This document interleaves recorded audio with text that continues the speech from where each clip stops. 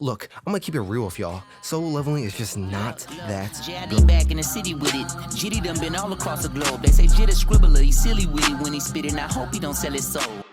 Swag, aura, straight alpha male energy, whatever you want to call it, it's a quality possessed by the chosen few characters. I describe aura as kind of like Conqueror's hockey. Motherfuckers just impose their presence onto you. This right here is aura. Look how my boy Boruto is posted up. This right here is pure swag. But this, no, this ain't no aura. Mitsuki just looks like a fucking bum here. Ain't a single trace of intimidation in the shots. And the same goes for Sung Jin Woo. This motherfucker starts off with the least amount of aura in any protagonist I've ever seen. Drake's dumb looking ass got me more scared than bro. Anita Maxwin. Odakawa has more aura. A fucking walrus got more aura. But that quickly changes as the story progresses, and is what I think is most appealing about it. It's how Sung eventually becomes the aura merchant we know him as. It's his leveling up throughout the series. His first level up on the way to becoming a fucking menace is actually just working out. If you don't recall, the system requires him to do a One Punch Man workout every day. 100 push-ups, 100 sit-ups, etc, etc, etc. But the point I'm trying to make is more meta. It's his character design that completely changes. He's not animated like a lost little child like before, but rather a beast in his own right, because, well, it reflects what he actually is, a fucking monster. I love how they animated these iconic ass panels from the manhwa. This is one of the hardest shots in the early parts of the story. The line goes hard as fuck, the pose fire, like he for real is just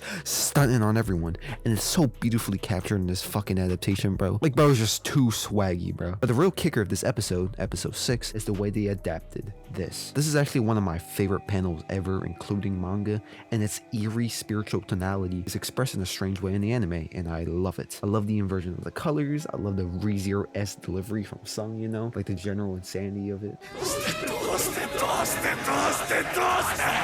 You could not tell me that does not remind you of some Subaru shit. And this unnerving atmosphere is so great and completely justified, since, you know, my man's aura literally starts to leak out of him. Actual wisps of his flaming spiritual pressure begins to materialize. But once the glowing one eye shows up, it was over for them. The way he just does everyone in is so fucking disrespectful, bro. This first dude actually didn't stand a fucking chance. He just got decapitated in a fucking instant. And the rest of them are so fucking easy actual light work. But there's also times where solo leveling breaks away from that cool-headed, calm and collected swag and more toward a traditional fighting spirit aesthetic. A bunch of techno jargon just to say, Sung struggles, bro. Not every one of his fights goes as easy as this one, if you want to call this massacre that. Against Cerberus in the Demon Castle, he gets his fucking ass beat, like properly destroyed, and yet he comes out victorious by going ham. And it makes more of a scene reminiscent of some Berserk shit and just some more typical shonen things, which I like. It's a nice break in a series from where, you know, goes from Sung absolutely destroying everyone to him actually have to earn one of his dubs. But then we arrive at the penultimate fight of the season, the Purple Hair Assassin. I don't bother to remember his name, but this is the battle where Sung again levels up tremendously. First, shout out the fucking studio for referencing Goku's famous warm-up. Never been a huge fan of Dragon Ball, but I've definitely done this warm-up before.